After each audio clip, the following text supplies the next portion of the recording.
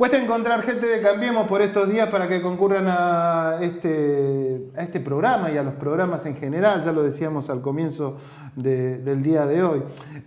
Pero nosotros le vamos a poner el pecho a las balas, va a haber gente de Cambiemos en este programa, como se lo dijimos también, pero antes que eso me acompaña Máximo Rodríguez, que no es de Cambiemos, creo, es un hombre del justicialismo, es del Frente para la Victoria, es de Unidad Ciudadana, pero ¿quién mejor que él que nos cuente no solo qué es y qué mirada tiene en función de este momento que es un momento complejo, ¿no? Buenas noches, Máximo, gracias por tu presencia en Aciertos y Errores. A ver, no sé por dónde empezar. En principio, ¿qué mirada tenés de la situación general, digamos? No se está hablando mucho, ¿no? Te la dejo, digamos, para... A ver, vamos a este tema de que empezaste el programa. Primero, buenas noches a todos y gracias por invitarme.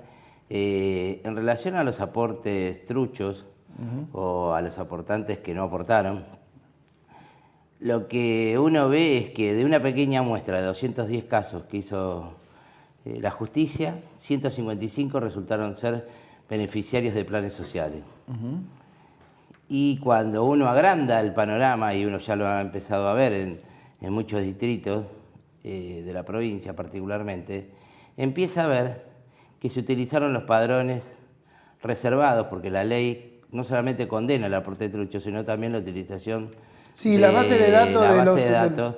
Yo que trabajé en ANSES, digamos, uno no podía utilizar la base de datos, ni la FIP, ni la ANSES, y tampoco el Ministerio de Desarrollo Social, porque obviamente hace a la intimidad de las personas y fundamentalmente a que es una información reservada que, la verdad, la gente que no tiene ni siquiera para comer, que la hagan como que era aportante de algo que no lo podría aportar ni siquiera de buena voluntad o con los recursos que tiene, la verdad que es de una truchada, perdón. Sí, es una violación a la intimidad de las personas, digamos, tremenda, que ya en principio... Porque esto indica que los que vinieron a hacer los cambios, en realidad lo único que cambiaron fueron las condiciones económicas, las macro y las microeconómicas, de manera negativa. Y hoy lo estamos viendo, porque no solamente son truchos en la forma en que ejecutan la política, sino que son truchos en la forma en la que nos gobiernan, porque quieren predicar la moral con la bragueta abierta. Perdón, No, es bastante claro. Lo que yo digo es que... La intolerancia que uno le da, porque le da mucha bronca, donde aparecen haciendo aporte los candidatos que hoy se empiezan mismo a desdecir. Algunos porque ya no están, otros porque se arrepienten de haber estado y muchos otros porque realmente tienen la buena fe de decir yo no aporté nada. Sí, bueno, está claro que esta actitud que ha tenido el gobierno y que poco se habla, porque en definitiva yo lo que estoy viendo por estos últimos días es que parece desviarse el foco de la información, ¿no? O sea, hoy esto pasa a un segundo plano, estamos hablando de cuestiones que, está bien, no son menores como las declaraciones de un médico en el Congreso, también es cierto que no es menor y no es menos grave esta situación que se planteó con las Fuerzas Armadas, digo, pero pareciera que esta situación que se dio con el tema de los aportes va a pasar a segundo plano, va a quedar en el olvido, y a veces lo que uno interpreta es ni más ni menos que esto tiene que ver con que no hay diferencia entre los partidos políticos, y esta metodología que, bueno, que en este caso recayó sobre Cambiemos, es habitual en todos los partidos políticos.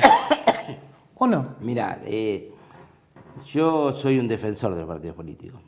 No, yo también. Soy yo un lo que digo es defensor que... de lo que establece la Constitución Nacional en cuanto que son entidades fundamentales de la democracia. Y uno ve que, por ejemplo, el año pasado le sacaron las exenciones impositivas de renta a los partidos políticos. Y la verdad que eso también hace a que tengan que acudir muchos a estos falsos aportantes y demás para hacer sus campañas, cuando en realidad debería ser el Estado el que hiciera los aportes, porque justamente cuando se hizo la modificación de los aportes era para que, y tuvimos la experiencia de algún candidato mediático que por tener dinero encaró una elección y también la ganó. Más allá de seguramente los errores de quienes no obtuvieron el triunfo. Pero pues, fundamentalmente con aportes indiscriminados venían, compraban minutos de televisión, compraban páginas en los diarios, compraban programas de televisión y con dinero solamente accedía a aquellos que lo tenían. Y justamente la política, yo la entiendo, con que es la oportunidad que tienen todos de poder modificar el estado de la gente. Y qué mejor que llegue la gente común, no aquellos que lo que quieren pero Máximo, es vos estás de acuerdo, digamos, que uno cuando, aún en los lugares municipales, digamos, en los pagos chicos, como yo digo, cuando alguien quiere incursionar en política, lo primero que se le manifiesta es decir, bueno, pero tenés que tener por lo menos tanta plata. Yo lo he escuchado, calculo que vos también, digamos. Sí, y obviamente, hay de todo. Digamos, o sea que, es eso imposible. hay que erradicarlo, porque justamente yo que vengo de eso, de la militancia, de abajo, trabajador, de los 12 años de trabajo, uno va llegando y escalando con trabajo social, con militancia, con conocimiento, con reuniones, con extender la mano a quien la necesita, y eso vuelve. Ahora, no es nada más que con aportes, haciendo una lista, teniendo buenos comunicadores y aprovechando la oportunidad política de la debilidad del adversario para incursionar y llegar. No, sí, sin lugar a duda, esto en otros lugares del mundo, este tipo de situación, digamos, insisto, no tiene que ver solo con Cambiemos. Yo creo que esto se expande a toda la dirigencia política. Y en este caso, cuando yo manifiesto ni más ni menos que esto por ahí quede en el olvido, yo creo que va a haber también cierta complacencia por parte de la otra dirigencia política que tampoco puede sacar los pies del plato en función de esta temática en cuanto a los aportes. Bueno, lo mejor sería que no pase eso. Bueno, ojalá, digamos. Lo mejor ojalá. sea, bueno, y por eso también quienes decimos esto, también tenemos que ser considerados a futuro para ver si lo cumplimos. Yo siempre digo, y me hago cargo de lo que digo, en el 83, en el 84, cuando se recuperó la democracia, si nosotros no solamente hubiésemos juzgado los delitos de lesa humanidad de los militares contra las personas, sino también hubiésemos juzgado los delitos económicos de los empresarios, de los civiles que participaron, de los negociados que se hicieron en esos 7 años de dictadura, inclusive los que se habían hecho anteriormente para evaluarlos, hoy tendríamos una Argentina distinta, porque todos se hubiesen cuidado, porque esto que pretende hacer la justicia, que lo hace de manera maniada, porque vos bien sabés que se persigue a algunos funcionarios o exfuncionarios, pero a otros no. Si fuese generalizado y no fuese una persecución, sino una regla, la verdad que yo creo que ayudaríamos mucho, no solamente a la democracia, sino fundamentalmente al país. No, sin lugar a duda, también la justicia es una de las patas, digamos, que no funciona en todo este lío, porque si no, uno recurriría a ella y solucionaría este tipo de situación, o al menos esclarecería.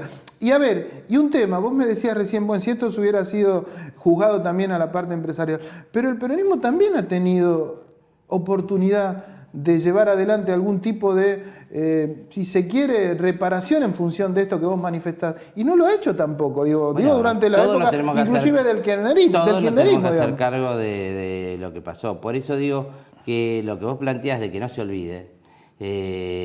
Mira, hay un fiscal que está trabajando muy bien, que está haciendo un trabajo investigativo importante, no solamente en estos casos, también con el dólar futuro que actualmente utilizan los funcionarios, pues se juzgaba el dólar futuro de aquellos que no sabían cómo iba a terminar, pero hoy no se juzga el dólar futuro de quienes manejan la economía y compran dólar futuro que sabiendo cuál es la variable, porque todavía el mandato no termina.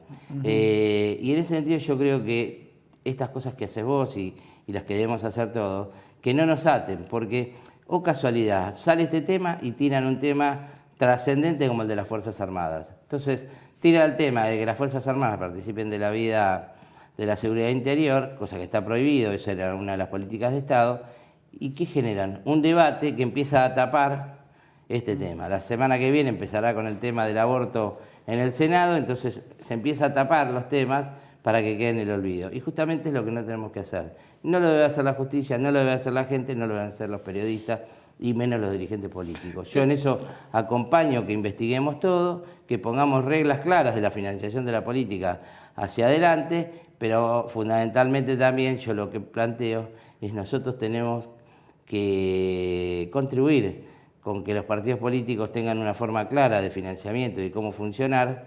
El Estado debe ayudar para que no lleguen nada más que los que tienen, sino que lleguen los que son los mejores, tengan las mejores condiciones. Ojalá esto sea así. A ver, volviendo a la cotidianidad, digamos, ¿cómo ves vos, más allá de este escándalo que tiene que ver con los aportes, la situación, digamos, del gobierno en función de un primer semestre que no fue del todo alentador y muestra un segundo semestre con, qué sé yo, con cierta cautela, para decirlo de alguna forma, ¿no? Mira, primero decirte, antes de terminar con el tema de los aportantes, también sabemos que hubo aportantes del gobierno de Valenzuela, que no hay que dejar de recordarlos. Valenzuela es Macri y eso la gente lo tiene que tener claro.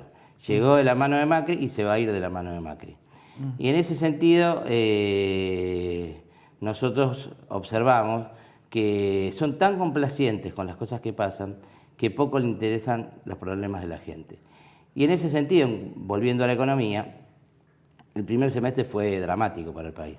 Fue dramático en cuanto a pérdida de reservas, en cuanto a hacer acuerdos con el Fondo Monetario Internacional, en cuanto a la pérdida de recursos y de empleos que se produjeron. Y en este segundo semestre lo que estamos viendo es que la cadena de pagos se está rompiendo. Algunos me dicen que en 30 días termina de complicarse la cadena de pagos, otros me dicen que ya está habiendo problemas en las cobranzas y realmente el gobierno está asustado. Pero y si producto de, yo creo, en parte de la inoperancia y en parte porque hay un objetivo claro. Ellos apuntan nada más que a un sector político que les interesa, que son algunos del campo, no es todo el campo, que son la clase media alta que todavía no la está pasando mal. Y esto de las Fuerzas Armadas también lo hacen para complacerse con esa clase social que cree que la solución es más represión. A ver, pero si el gobierno revierte esta situación, digamos, todo indica que este segundo semestre no va a ser de los mejores y no va a estar muy cómodo precisamente para el propio gobierno. A ver, pero si la revierte hacia principios del año que viene, con un par de meses hacia las elecciones del 2019, podría allanársele el camino, digamos, en ese. Y teniendo en cuenta que del lado de la oposición tampoco hay algo formal, digamos, y creíble y de confianza y que genere, digamos, realmente una solución para el grueso de la gente. Creo que mira, el gran secreto que está a la vista es la división del peronismo. El peronismo hoy vuelve a ser la opción de gobierno, obviamente que está haciendo el gobierno atomizándolo a través de algunos personajes que quieren que algunos no participen. Yo el otro día escuchaba las declaraciones de Felipe Solá, las cuales las festejo, de que es con todos adentro, no con nadie afuera, y resolviendo en un espacio de la manera transparente y poniendo las opciones de gobierno dentro de un gran frente electoral donde nosotros no solamente mostremos candidatos, sino fundamentalmente qué es lo que vamos a hacer y las propuestas que debemos hacer. Yo creo que el gobierno, la única forma que tiene de estar tranquilos, dividiéndonos a nosotros y utilizando a algunos dirigentes del justicialismo para que no dejen que se consolide ese frente electoral que para mí es con Cristina adentro, con Massa inclusive adentro. Cuando hablas de Cristina adentro, manifestás a una Cristina. A ver, cuando hablas con Cristina adentro, ¿quiere decir como con Cristina como candidata, digamos? O... Eso se va a resolver, porque, a ver, bueno, habrá fórmulas, pero ¿cuál es el miedo de que haya fórmulas? Si hay una fórmula que es Urtubey Pichetto, y hay una fórmula que es Solá, Cristina Solá, otro candidato de Cristina que no sea Cristina, con otros candidatos de otro grupo social. ¿Cuál es el inconveniente? Vamos a la cancha y vemos qué es lo que la gente elige dentro de ese camino que obviamente habrá diferencia de matices, pero Bueno, el objetivo es el mismo. lo que pasa que por ahí lo que uno le sorprende, digamos que está bien, que en este caso el peronismo en su conjunto manifieste, como vos mismo lo decís, esta idea de jugar, digamos, ¿no? Jugar con las distintas vertientes. Pero el peronismo no se ha caracterizado por eso a lo largo, hasta Cambiemos, digamos. Siempre ha digitado los candidatos y eso quizás llama mucho la atención en este marco, digamos, ¿no? O sea, y por eso también uno, no sé hasta dónde uno ve la situación. No sé si Cristina, o al menos por lo que manifiestan desde ahí, está en condiciones de ir a jugar con estas personas que no quieren jugar con ella también, en definitiva, ¿no? Bueno, pues ese es el problema, no quieren jugar porque saben que pierden. Ahora, también hay que evaluar qué es lo que va a hacer Cristina. Todos especulamos con que Cristina va a ser candidata. Y si Cristina no es candidata, pero sí hace su aporte de todo el valor agregado que tiene, no solamente a la provincia de Buenos Aires, sino al país, y bueno, y ayuda a que tengamos un gobierno que le gane fácilmente a este gobierno y obviamente tengamos reglas claras de cómo sanear la economía y fundamentalmente salir de la crisis. ¿Y en los Porque pagos si este chicos? gobierno se quejaba de la crisis que le dejaron, mamá mía lo que nos toca a nosotros. A ver, ¿y en los pagos chicos cómo va a ser? O En sea, los a ver, pagos- pará, pero no te en quiero los pagos dejar, no te chicos quiero dejar similar, pasar esto. O sea, de ser gobierno del peronismo en otro momento, también vamos a hablar de la pesada herencia, de la herencia, digamos, porque No, evidentemente. Hablar no siempre- tenemos que hablar. Bueno, porque evidentemente este gobierno habla de la pesada herencia. Hablar no Ustedes ya tenemos que están hablar. Mira, yo me manifestando acuerdo que del si son presidente gobierno. Kirchner y el presidente Dualde. Lo que decían es que estábamos saliendo del infierno, que estaba en llamas. No decía de la Rúa hizo, fulano hizo. Estábamos en el infierno. Era la muletilla que se utilizaba y demás. Pero en simultáneo íbamos ejecutando las políticas y nos íbamos haciendo cargo de las cosas que hicimos, de las cuales la mayoría no las hicimos mal, las hicimos bien. Hay que obviamente corregir algunas cuestiones, y de las cuales nos tenemos que hacer cargo. Pero yo siempre, los encuestadores a veces me llaman y dicen, si tienes alguna pregunta para sugerir y demás. Digo, gané una sola. ¿Cómo estaban hasta el 2015 y cómo están desde el 2015 hasta ahora? ¿Mejoraron o no empeoraron? No importa quién fue el presidente y demás. Es la situación, no solamente del bolsillo, sino de todas las variables que se tienen. Y la verdad que la respuesta es clara, la gente estaba mejor antes. Te pregunto, ¿cómo va a ser en los pagos chicos esta situación que vos planteás? ¿Van a En los jugar pagos todo el Frente chicos- Renovador, el peronismo Bueno, el Frente caracterizado Renovador va a ortodoxo? ver qué es lo que hace Massa. Si Massa entra dentro de este gran frente, seguramente tendrá sus candidatos en las PASO y jugarán para competir con algunos de nosotros que serán candidatos. Y los peronistas que de alguna manera estuvieron en otras listas en el 2017 o algunos que se preservaron porque no pudieron entrar por H o por B, armarán sus propias listas. Si nosotros logramos tener candidatos de consensos, flor, y si no los tenemos, en las PASO resolvemos cuáles son los mejores candidatos, la lista de intendentes, de concejales y la mejor propuesta para 3 de febrero. ¿Curto va a tener injerencia en toda esta situación en 3 de febrero, que es un hombre, digamos, histórico dentro del partido? Hugo Curto es una persona, siempre es como que redundan en que va a ser Curto, va a ser Curto.